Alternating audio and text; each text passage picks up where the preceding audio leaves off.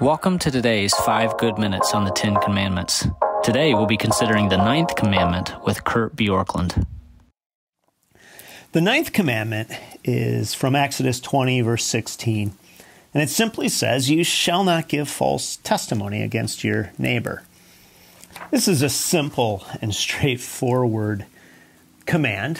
Basically, don't misrepresent yourself, don't lie, don't give falsehoods. And this is one of those commandments that probably is almost universally seen as being a good thing, and yet so many people end up lying. I'm going to use some material this week from an old book called Disciplines of Grace, written by Kent Hughes.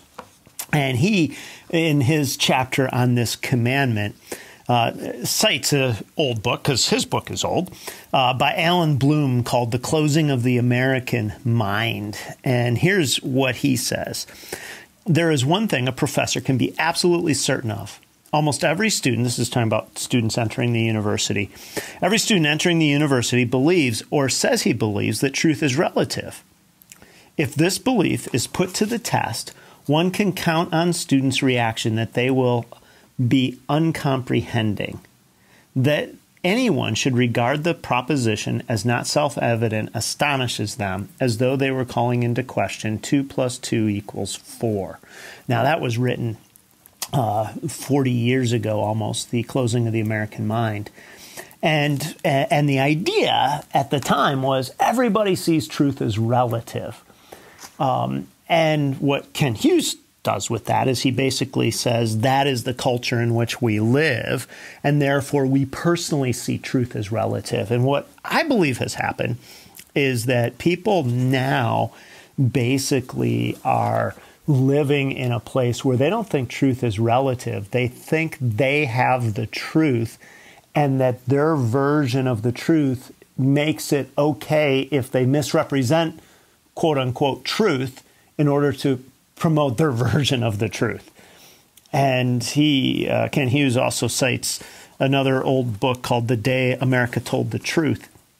And here's what they concluded, and this was surveys done, again, a couple decades ago now, but I would guess these stats are pretty static.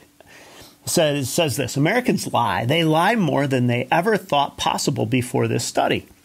But they told us the truth about how much they lie. Just about everyone lies. 91% of people lie regularly. The majority of us find it harder to get through a week without lying. Find it hard to get through a week. 1 in 5 can't make it through a single day. And we're talking about conscious, premeditated lies. When we refrain from lying, it's less often that we think it's wrong, only about 45%, than for a variety of other reasons. Among them, the fear of being caught is one of the highest. We lie to just about everyone, and the better we know someone, the likelier we are to have told them a serious lie. 36% of Americans confess to telling the kind of darker lie, as they call it. And so lying, according to statistics and from a motivation standpoint, is something that is fairly ubiquitous. And if somebody tells you that they don't lie, they don't have any issue with this, then that is evidence that they're lying to themselves. Ken Hughes puts it this way: strictly speaking, this commandment was originally focused against perjuring oneself in a judicial trial, not against other forms of lying and deception. But just as with the previous commandments, which was expanded by Christ to include other things, likewise with this commandment, we see that it is a bigger prohibition. The scriptures are explicit that God hates lying in any form, Proverbs 12:22. The famous divine diatribe in Proverbs says this: there are 6 things the Lord hates, 7 that are detestable to him.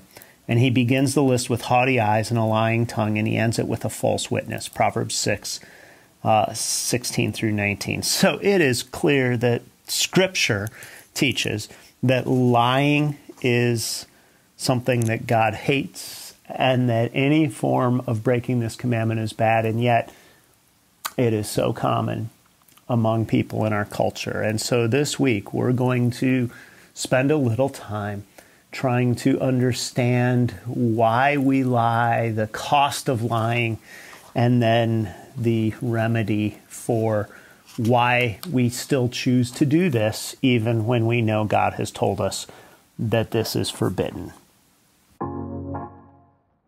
Thanks for joining us. Be sure to check out all our content and podcasts on Orchard Hill Plus. You can find that and so much more on our website or the Orchard Hill app.